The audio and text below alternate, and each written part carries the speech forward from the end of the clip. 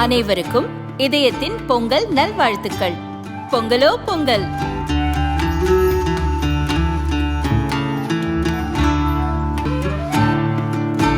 அனைவருக்கும் இதயம் மந்த்ராவின் பொங்கல் தின நல்வாழ்த்துக்கள். பொங்கலோ பொங்கல்.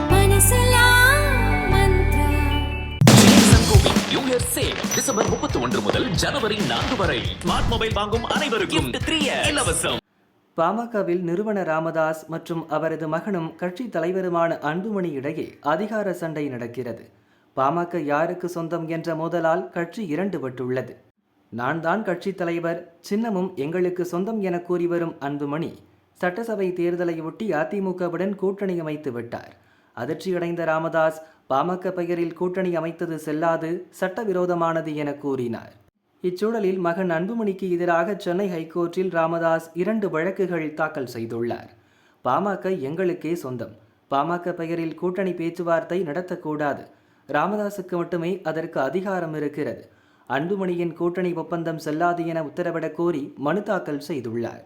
மற்றொரு ரிட் மனுவில் பாமகவின் பெயர், சின்னம், கொடி அனைத்தும் நிறுவன ராமதாசுக்கே சொந்தம், அன்புமணி தரப்பு அவற்றை பயன்படுத்தக்கூடாது, 2025 மே மாதமே அன்புமணியின் பதவிக்காலம் முடிந்துவிட்டது என்று ராமதாஸ் கூறியுள்ளார்.